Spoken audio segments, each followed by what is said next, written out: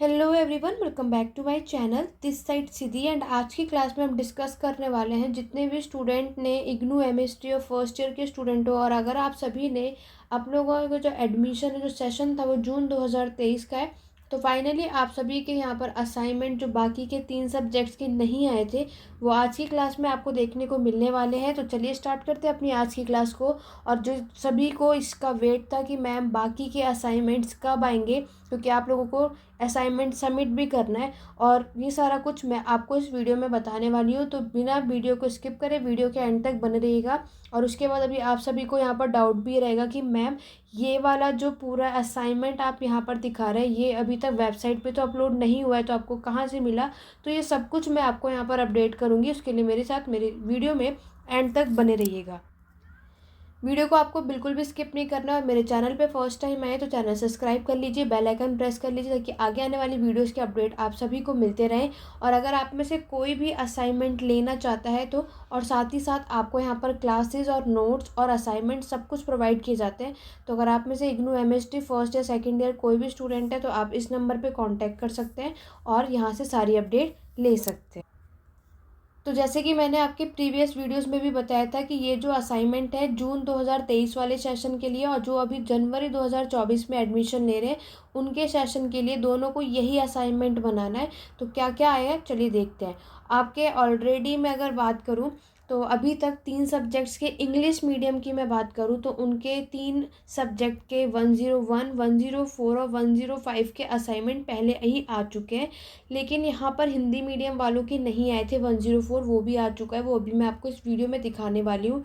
आज की क्लास में हम डिस्कस करेंगे आपका जो नेक्स्ट असाइनमेंट है 102 के बारे में, 104, 105, 6, 7 सारा कुछ आज की क्लास में हम डिस्कस करने वाले हैं कि इस बार आपके असाइनमेंट में कौन कौन से क्वेश्चन हमें देखने को मिलने वाले हैं। तो चलिए स्टार्ट करते हैं अपनी आज की क्लास।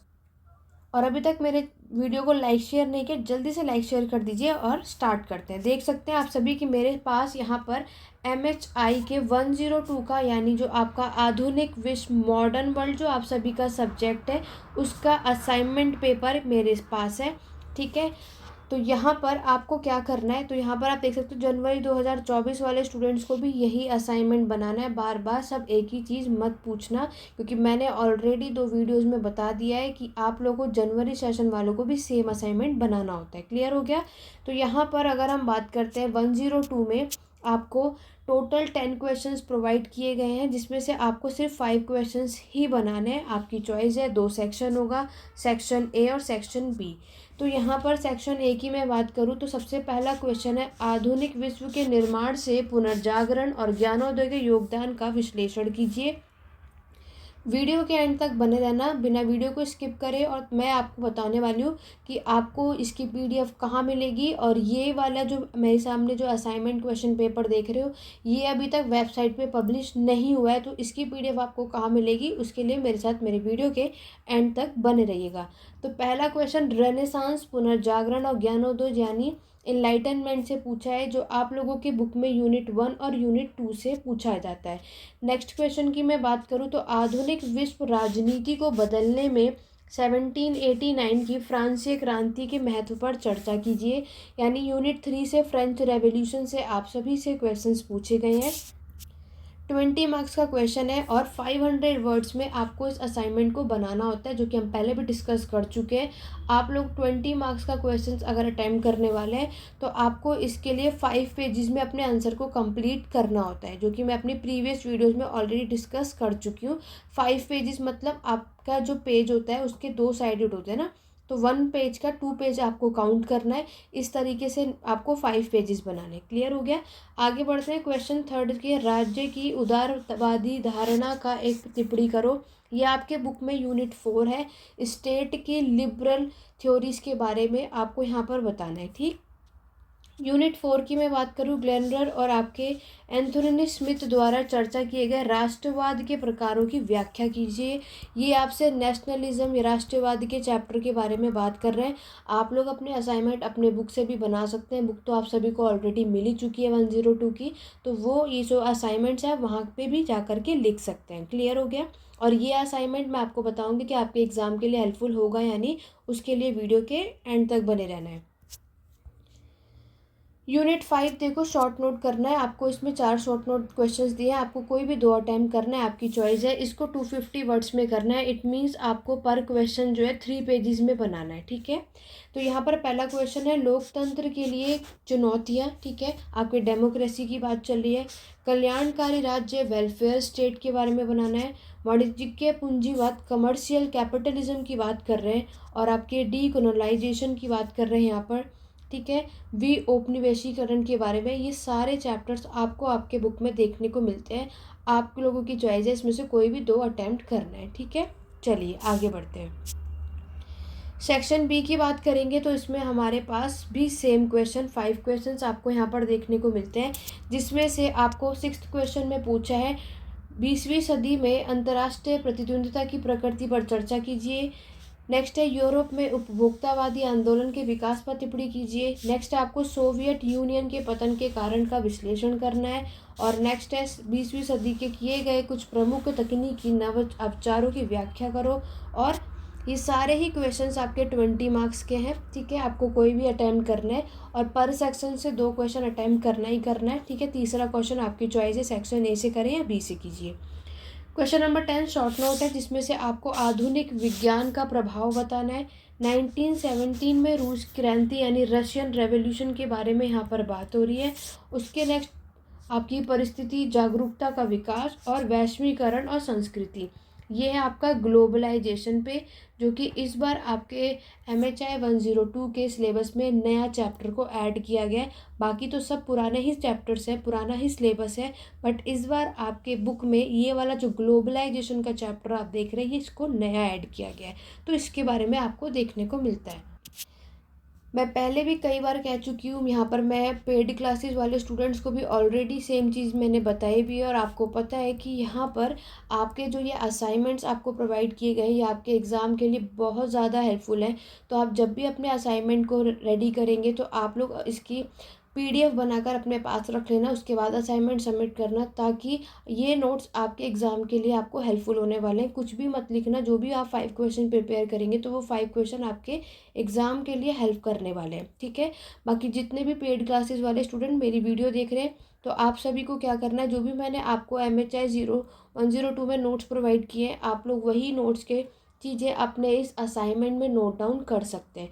बाकी जो मेरे चैनल पे फर्स्ट टाइम आए हैं, तो आप सभी को बता दूं कि यहाँ पर आप कोर्स को ज्वाइन कर सकते हैं। पेड क्लासेस अवेलेबल है, ठीक है। तो अगर आप में से कोई भी इंटरेस्टेड है क्लासेस लेने में, तो अभी भी क्लासेस में आप ज्वाइन कर सकते हैं। आपको नोट्स भी मिल जाएंगे। असाइनमेंट चाहिए तो असाइनमेंट भी प्रोवाइड हो जाएगा, और नोट्स भी चाहिए तो नोट्स भी प्रोवाइड हो जाएगा। उसकी सारी अपडेट के लिए आपको इस पर व्हाट्सएप नंबर के थ्रू अपडेट लेना पड़ेगा। क्लियर हो गया? चलिए आगे बढ़ते हैं। नेक्स्ट 104, जिसकी बेसब्री का इंतजार था, क्योंकि हिंदी मीडियम वाले स्टूडेंट्स का तो ये असाइनमेंट नहीं आया था, बट इंग्लिश वालों के ऑलरेडी आ चुका था। तो चलिए फाइनली हिंदी वाले स्टूडेंट्स का भी आ चुका है। तो हिंदी में वही इंग्लिश का हिंदी में ही है। जैसे कि आपने बताना है सातवाहन राज्य पर टिप्पणी करनी है। राजपूतों के राज्य के गठन की प्रकृति की व्याख्या करो। आधुनिक इतिहासकारों ने दिल्ली सल्तनत के समय पर राज्य गठन को किस प्रकार से देखा है, वो बताना है, ठीक है। और यहाँ पर नेक्स्ट क्वेश्चन की मैं अगर बात करूँ तो विजयनगर एम्पायर, विजयनगर साम्राज्य के राज्य गठन की प्रकृति पर चर्चा करना है, और मालवा साम्राज्य के राज्य का गठन पर आपको नोट बनाना है। ये सारे ही 20 मार्क्स के MHI 104 के क्वेश्चंस हैं। असाइनमेंट बनाने वक्त मैंने कई बार आपको बताया है, ब्लैक और ब्लू पेन का ही यूज़ करें। रेड और ग्रीन पेन का तो बिल्कुल यूज़ मत करना, असाइनमेंट रिजेक्ट हो जाता है। नीट एंड क्लीन बनाना।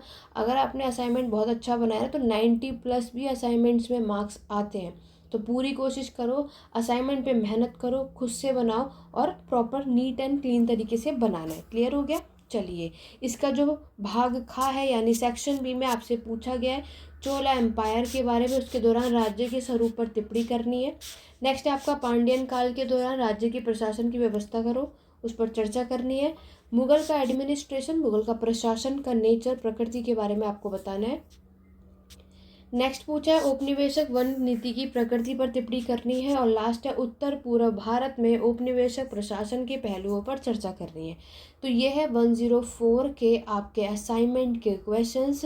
तो बनाना शुरू कर दीजिए। अब तो आपके पास असाइनमेंट भी आ चुका है, तो ये अभी मैं बता दूं कि ये इग्नू की वेबसाइट पे अभी तक अपलोड नहीं हुआ है। आप लोग सोचेंगे कि मैम ये नहीं हुआ है तो हम कैसे बनाएं, तो यहाँ पर मैं इसकी पीडीएफ आपको प्रोवाइड कर दूंगी मेरे टेलीग्राम चैनल पे, लिंक डिस्क्रिप्शन बॉक्स में, ठीक है। तो नहीं तो व्हाट्सएप ग्रुप का भी लिंक आपको नीचे डिस्क्रिप्शन बॉक्स में दिया हुआ है, तो आप उसको ज्वाइन करो, वहाँ पर भी मैं अपलोड कर दूँगी। तो टेलीग्राम चैनल का लिंक जिसमें पीडीएफ लिखा है उसको ज्वाइन करना इसकी, तो वहाँ पर टेलीग्राम फॉर पीडीएफ में ही आपको इस असाइनमेंट की पीडीएफ में प्रोवाइड कर दूँगी। बिना टाइम वेस्ट करे इस असाइनमेंट को बनाना स्टार्ट कर दीजिएगा। अभी यहाँ पर मेरे पास हिंदी मीडियम में मैं पूरी कोशिश करूँगी कि इंग्लिश मीडियम के लिए भी मैं जल्दी से जल्द यहाँ पर लेकर आ सकूँ और आपको अपडेट दे सकूँ।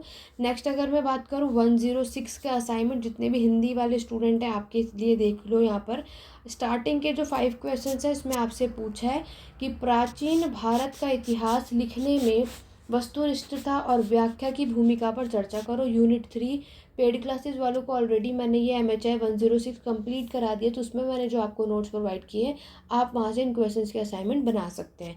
नेक्स्ट क्वेश्चन, नवपाषाण काल में समाज की प्रकृति पर आपको टिप्पणी करनी है। नेक्स्ट आपको वैदिक काल में अनुष्ठानों से समाज की प्रकृति के बारे में क्या पता चलता है वो बताना है। हमने वैदिक पीरियड पढ़ा था यूनिट 4, वहाँ से आपको इसके बारे में बताना है। क्वेश्चन नंबर 4 में पूछा है उस सामाजिक, धार्मिक और बौद्धिक चेतना पर टिप्पणी कीजिए जिसने बौद्ध धर्म और जैन धर्म के उदय को चिन्हित किया था। ये आपके बुक के अंदर यूनिट 6 है। और प्रारंभिक मध्ययुगीन समाज में क्या तात्पर्य है उस पर चर्चा करो, ठीक है। तो ये सारी क्वेश्चंस MHI 106 के असाइनमेंट में आपको बनाने हैं। बार बार एक ही चीज़ बता रही हूँ, असाइनमेंट बनाते वक्त इसकी पीडीएफ अपने पास रख लेना। ये क्वेश्चंस आपके एग्ज़ाम के लिए भी बहुत हेल्पफुल हैं, क्योंकि यही क्वेश्चंस आपको आपके एग्ज़ाम में भी देखने को मिल सकते हैं। चलिए आगे बढ़ते हैं। इसके सेक्शन बी में इन्होंने आपसे प्रायद्वीप भारत में ग्रामीण समाज की प्रकृति पर चर्चा करनी है। BD चट्टोपाध्याय में आपके शोध के राजपूतों की उत्पत्ति और उत्थान बताना है। आप उपनिवेशवाद के तहत जनजातियों का अध्ययन कैसे कर सकते हैं उस पर चर्चा करो। क्या उपनिवेशवाद ने जाति की धारणा को आकार दिया उस पर चर्चा करनी है। लास्ट है औपनिवेशिक शासन के तहत उत्तर पूर्व भारत की सामाजिक संरचनाओं की प्रकृति पर टिप्पणी करनी है। तो ये था आपका 106 का असाइनमेंट, जिसपे आपको अपने असाइनमेंट बनाने हैं। और यहाँ पर आपके बहुत सारे लास्ट अभी 107 भी मैं आपको बता रही हूँ कि उसमें आपको क्या बनाना है। तो देखो आपको क्या करना है। असाइनमेंट का अभी आप सभी को लग रहा है कि 31 मार्च जो है वो लास्ट डेट है। तो देखो 31 मार्च 31 हमेशा लिखा होता है, बट इसकी डेट आपकी एक्सटेंड होगी। आप अपने असाइनमेंट को पूरे अप्रैल तक जमा कर सकते हैं, तो उसके लिए बेफिक्र रहिए, इसमें इतना परेशान आपको नहीं होना है। बट अब मैं आपको यही कहूँगी 3 असाइनमेंट तो आपने ऑलरेडी प्रिपेयर कर ही लिया होगा, नहीं किया तो कर लेना।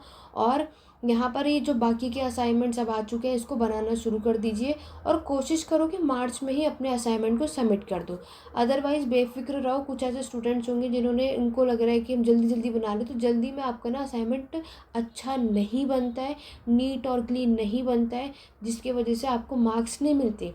असाइनमेंट को अच्छे तरीके से लिखो।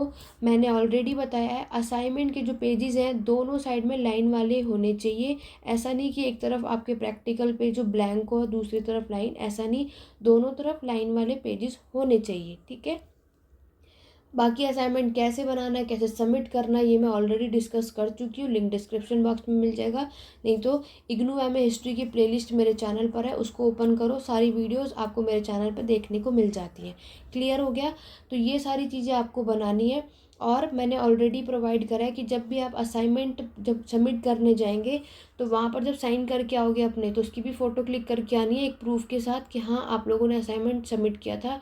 अब वो आपकी चॉइस है, ऑफलाइन या ऑनलाइन, आपको अपने सेंटर पे ही जाके सबमिट करना है, क्योंकि आपके एग्ज़ाम में फिर बाद में ना ये नहीं हो कि हमने सबमिट नहीं किया था, क्योंकि कभी कभी इग्नू की साइड से आता है आपने एक असाइनमेंट दिया ही नहीं, तो प्रूफ के लिए आपके पास ये चीज़ होनी ही चाहिए। क्लियर हो गया। तो ये कुछ गलतियाँ बिल्कुल भी मत करना, जो मैं आपको यहाँ बता रही हूँ क्या क्या चीज़ें फॉलो करनी है, इन्हें करो तभी। क्योंकि ऐसा आपको लगता होगा कि असाइनमेंट में 90+ भी बिल्कुल आते हैं, अभी 92+ भी आपको असाइनमेंट में मार्क्स मिल जाते हैं। तो असाइनमेंट से भी आपकी अच्छी खासी स्टोरेज मार्क्स जो है बन सकता है। 30% आपको पता है आपके असाइनमेंट का वेटेज होता है, तो बहुत कम बड़ी बात नहीं है। अगर इसमें अच्छा स्कोर रहेगा, एग्ज़ाम तो सबका ऊपर नीचे हो ही जाता है, तो ये आपके हाथ में, तो बनाइए, ठीक है। ये असाइनमेंट प्रिपेयर करने के बाद इसकी PDF अपने पास बना करके रख लेना, उसके बाद सबमिट करना। बाकी सब कुछ ऑलरेडी मैंने बताया हुआ है। चलिए आगे बढ़ते हैं।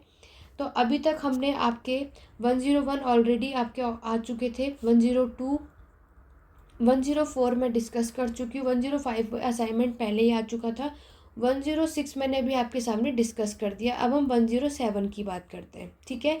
ये सारे असाइनमेंट एक साथ बनाने हैं, एक साथ ही सबमिट करने हैं, 6 के 6 असाइनमेंट सबमिट करने हैं, कोई सेमेस्टर वाइज नहीं है।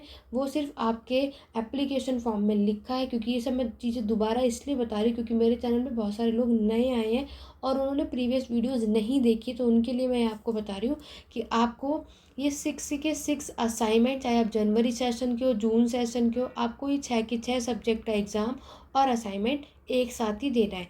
आप लोगों का यहाँ पर एग्ज़ामिनेशन की डेट शीट ऑलरेडी आ चुकी है, उसकी पे वीडियो आपको ऑलरेडी देखने को मिल गई है। जिन्होंने नहीं देखा है जा करके मेरे चैनल पे चेकआउट कर सकते हैं। और दूसरी बात कि यहाँ पर एग्ज़ाम फॉर्म के रिलेटेड आपको डाउट है, एग्ज़ाम फॉर्म अप्रैल में निकलेगा या मार्च के एंड में भी निकल सकता है, तो वेट करो। जब भी अब यहाँ पर आपका एग्ज़ाम फॉर्म आएगा उसकी अपडेट आपको मेरे चैनल पर देखने को मिल जाएगी। तो उसके लिए मेरे साथ मेरे चैनल पे बने रहिए, चैनल सब्सक्राइब कर लो, बेल आइकन ज़रूर प्रेस करना ताकि आगे आने वाली वीडियोस के नोटिफिकेशन और अपडेट आप सभी को टाइम टू टाइम मिलते रहें। तो चलिए बढ़ते हैं 107 की तरफ। 107 है आपके भारतीय अर्थव्यवस्था यानी MHI 5 का दूसरा ही पार्ट, इंडियन इकोनॉमी का दूसरा पार्ट है। आपको इसमें फर्स्ट वाले सेक्शन ए में पूछा है कि 18वीं शताब्दी सार्वभौमिक रूप में से अवनीत की शताब्दी थी, उसे एक्सप्लेन करो। नेक्स्ट आपको बताना है 19वीं शताब्दी के उत्तरार्ध में भारतीय व्यापारिक अर्थव्यवस्था में भारतीय व्यापारियों की क्या भूमिका थी। नेक्स्ट आपको बताना है धन की निकासी संबंधी हालिका तर्कों पे आलोचनात्मक परीक्षण करो, आपके ड्रेन ऑफ वेल्थ की बात कर रहे हैं। नेक्स्ट अगर हम बात करें जनजातीय अर्थव्यवस्था पर औपनिवेशिक हस्तक्षेपों के प्रभाव का विश्लेषण कीजिए।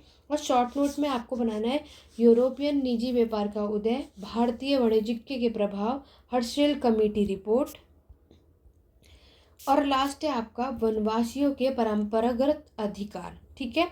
चलिए आगे बढ़ेंगे भाग खा की तरफ। तो देखो ये आपका सेक्शन बी है जिसमें से आपको मारिस के इस तर्क का कि भारत में परंपरागत उद्योगों के ह्रास में प्रत्यक्ष प्रमाण अधिक नहीं है, आलोचनात्मक परीक्षण कीजिए। औपनिवेशिक भारत में महिलाओं की रोजगार क्षमता का आलोचनात्मक विश्लेषण करो। नेक्स्ट क्वेश्चन है प्रथम 3 पंचवंशीय योजनाओं में आपके 5 ईयर प्लान की बात कर रहे हैं, भारतीय आर्थिक विकास का विश्लेषण करना है।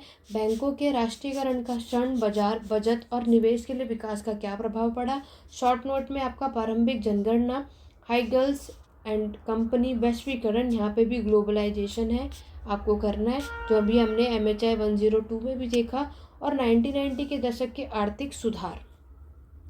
तो ये थे आपके पूरे कंप्लीटली सारे असाइनमेंट जो मैंने आपके साथ डिस्कस कर दिए। अब बात करते हैं, देखो इसकी PDF आपको मेरे टेलीग्राम चैनल पे मिल जाएगी, मैं वहाँ पर इसको अपलोड कर दूँगी। तो जिसको भी अभी मेरे पास ये हिंदी मीडियम में ही है, तो जो भी हिंदी मीडियम वाला स्टूडेंट है अगर आपको ये PDF चाहिए तो आप लोग नीचे लिंक डिस्क्रिप्शन बॉक्स में दिया टेलीग्राम पर PDF, उसको ज्वाइन कर लो। ये PDF मैं वहाँ अपलोड कर दूँगी, आप वहाँ से डाउनलोड कर सकते हैं।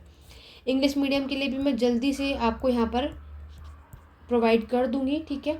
अब आप सभी के माइंड में होगा कि मैम ये अभी तक इग्नू की वेबसाइट्स पे नहीं आया, तो आपको कहाँ से मिला और ये कैसे मिला और क्या ये सही है या नहीं। देखो टाइम ना वेस्ट करके ये जो असाइनमेंट आया बिल्कुल सही है, यही आपको बनाना है।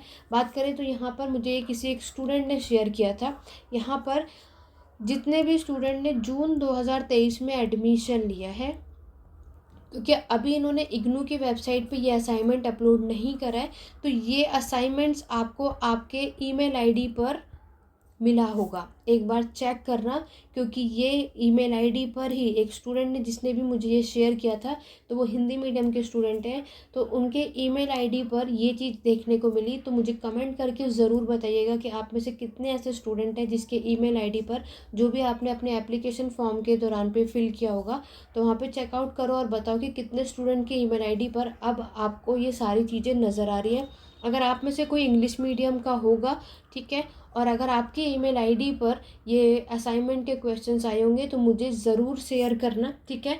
तो आप मुझे 8881916980 इस नंबर पे इस असाइनमेंट की PDF को शेयर कर सकते हैं।